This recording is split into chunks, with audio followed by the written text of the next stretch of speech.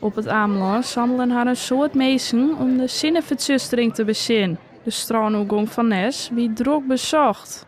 De een met professionele apparatuur als de oor. Ik heb vandaag mijn telescoop meegenomen.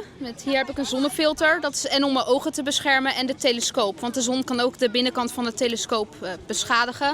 Ik heb hier verschillende oculaires en deze is het beste. Want dan heb ik de zon het beste in beeld. Dat is mijn minst sterk oculair. Wat zien jullie nou?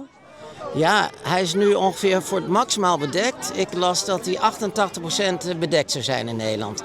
En je ziet inderdaad maar een heel klein splintertje van de zon. Eigenlijk toeval, want ik had de reis al gepland. En ja, dat ook al gepland. En, dus het was toeval dat ik vorige week las dat er een eclipse was. Dus dat komt heel mooi uit, een extra geluk. Vanuit de Rijksuniversiteit Groningen kwamen studenten uit naar de eclipse. We vinden het natuurlijk super interessant, zo'n zonsverduistering. Want ja, het gaat over hoe wij leven op de wereld en wat er allemaal om ons heen gebeurt in het heelal. En ja, we vinden het ook heel leuk om er met mensen over te praten, mensen nieuwe dingen te leren.